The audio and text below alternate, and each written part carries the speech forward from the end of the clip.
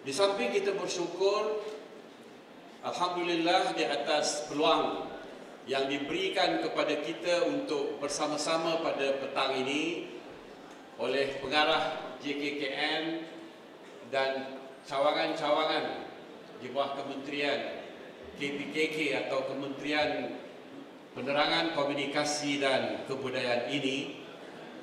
Saya sukacita menyatakan bahawa seharusnya petang ini kita dalam keadaan santai dan tidak begitu formal, namun oleh kerana kita telah biasa dengan majlis, maka kita tetap juga mengadakan separa formal atau rasmi seperti ini.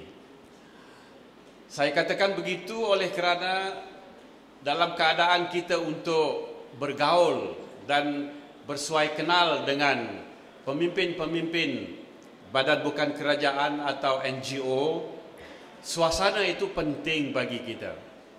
Namun demikian, keadaan yang telah disusun ini, saya harap tidak menjejaskan hubungan dan perasaan kita untuk meneruskan hubungan yang mesra, di samping dapat kita melunaskan saringan dan jaringan antara NGO atau badan-badan bukan kerajaan dengan kerajaan sendiri, khasnya menerusi kementerian saya.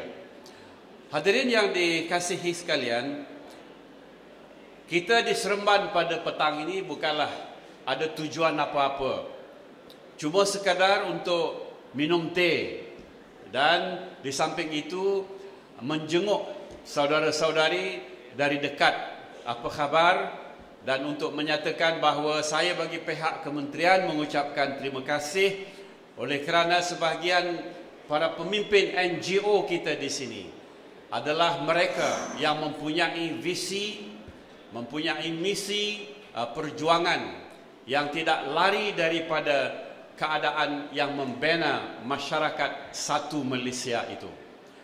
Oleh kerana saudara-saudari telah memimpin badan-badan bukan kerajaan NGO ini dengan sebegitu dedikasi dalam keadaan yang terdesak ataupun dalam keadaan-keadaan yang mencuba, maka saya menyampaikan tahniah kepada Yang di-Pertua, pengurusi-pengurusi dan Presiden NGO badan-badan bukan kerajaan Negeri Sembilan.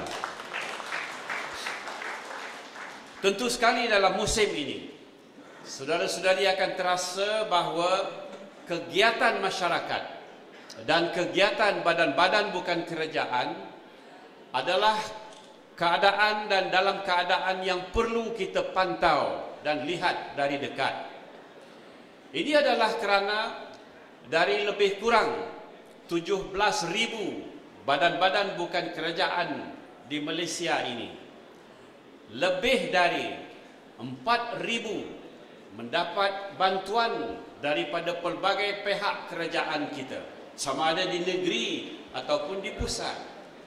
Dan di samping itu, badan-badan bukan kerajaan juga menerima sebahagian besar daripada program-program yang dicetus ideanya oleh Yang Amat Berhormat Perdana Menteri, termasuk BRIM-nya, Kedai Satu Malaysia-nya, Klinik Satu Malaysia, Susu Satu Malaysia, Cermin Mata Satu Malaysia, dan terakhir 2 hari yang lalu termasuklah pemandu-pemandu teksi kita dalam program Terima atau apa yang disebut sebagai Teksi Rakyat Satu Malaysia.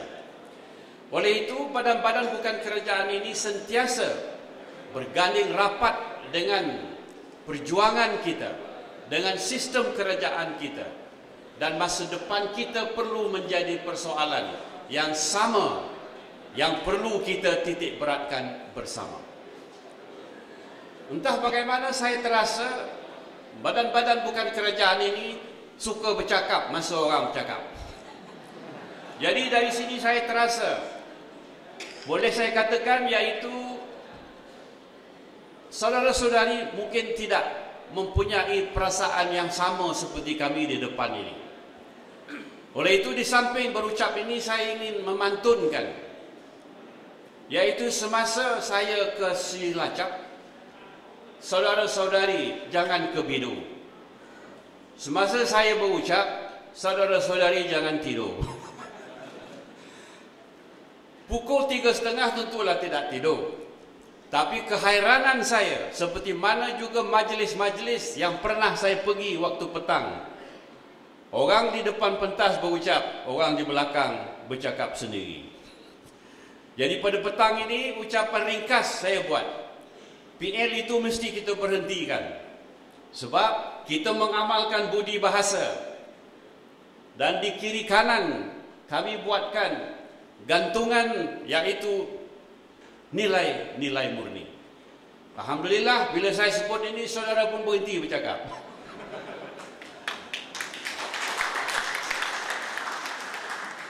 Keadaan ini bukan hanya di Negeri Sembilan.